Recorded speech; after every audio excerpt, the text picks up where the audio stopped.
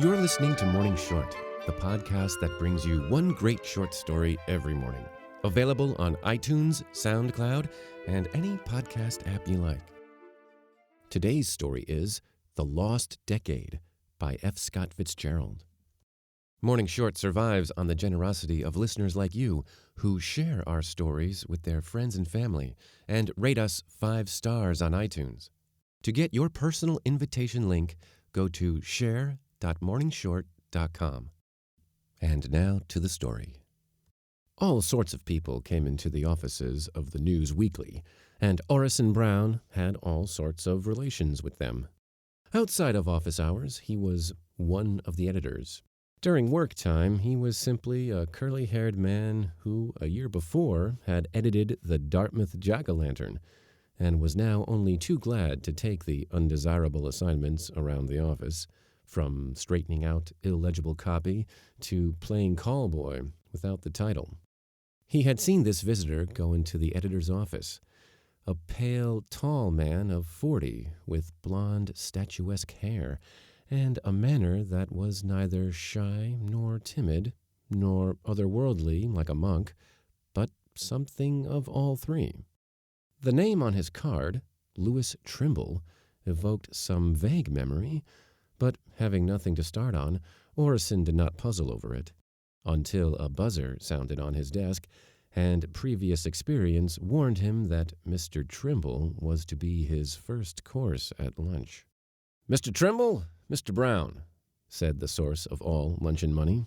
"Orison, Mr. Trimble's been away a long time. Or he feels it's a long time, almost 12 years.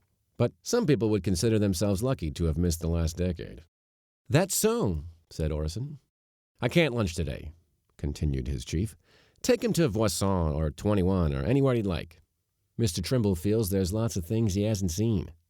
Trimble demurred politely. "Oh, I can get around." "I know it, old boy. Nobody knew this place like you did once. And if Brown tries to explain the horseless carriage, just send him back here to me. And you'll be back yourself by 4, won't you?" Orison got his hat. "You've been away 10 years?" he asked while they went down in the elevator. "They'd begun the Empire State Building," said Trimble. "What does that add up to?" "About 1928. But as the chief said, you've been lucky to miss a lot." As a feeler, he added, "Probably had more interesting things to look at?" "Can't say I have." They reached the street, and the way Trimble's face tightened at the roar of traffic made Orison take one more guess. "You've been out of civilization?" "In a sense." The words were spoken in such a measured way that Orison concluded this man wouldn't talk unless he wanted to, and simultaneously wondered if he could have possibly spent the 30s in prison or an insane asylum. "This is the famous 21, he said. "Do you think you'd rather eat somewhere else?" Trimble paused, looking carefully at the brownstone house. "I can remember when the name 21 got to be famous," he said, "about the same year as Moriarty's." Then he continued almost apologetically. "I thought we might walk up Fifth Avenue about 5 minutes and eat wherever we happened to be, some place with young people to look at." Orison gave him a quick glance and once again thought of bars and gray walls and bars. He wondered if his duties included introducing Mr. Trimble to complacent girls. But Mr. Trimble didn't look as if that was in his mind. The dominant expression was of absolute and deep-seated curiosity, and Orison attempted to connect the name with Admiral Byrd's hideout at the South Pole or flyers lost in Brazilian jungles. He was, or he had been, quite a fellow, that was obvious.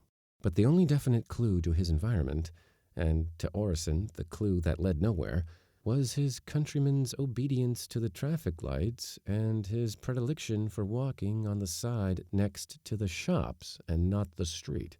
Once he stopped and gazed into a haberdasher's window. "Crepe ties," he said. "I haven't seen one since I left college." "Where'd you go?" "Massachusetts Tech." "Great place." "I'm going to take a look at it next week. Let's eat somewhere along here."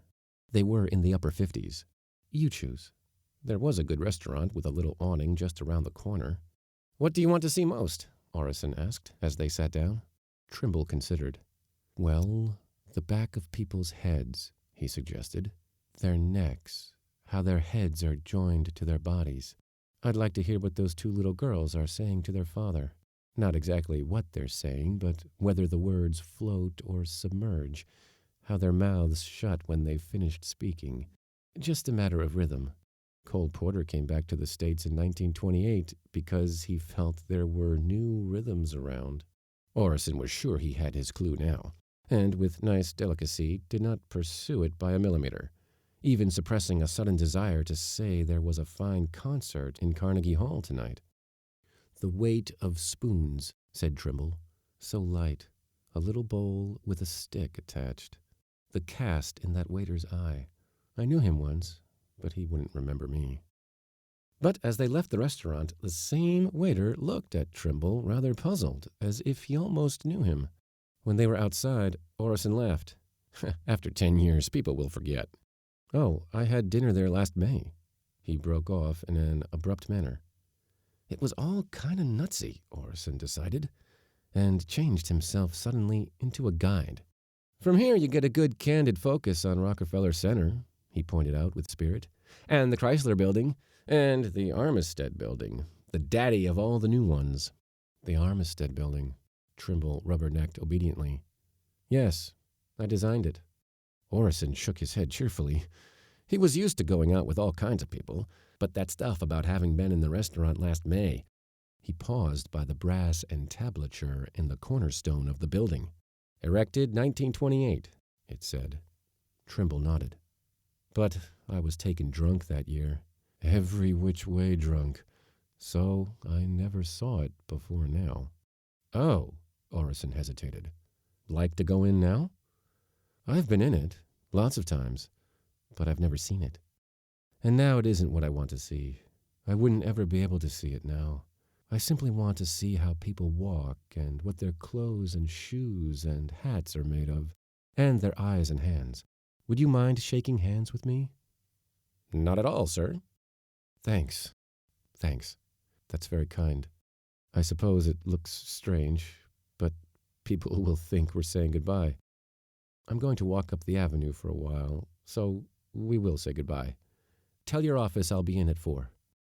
Orison looked after him when he started out, half expecting him to turn into a bar, but there was nothing about him that suggested, or ever had suggested, drink. "Jesus," he said to himself. Drunk for 10 years. He felt suddenly of the texture of his own coat, and then he reached out and pressed his thumb against the granite of the building by his side.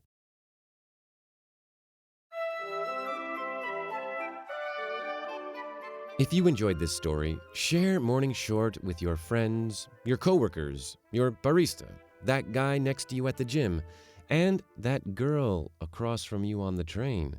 Use your personal invitation link when you go to share.morningshort.com.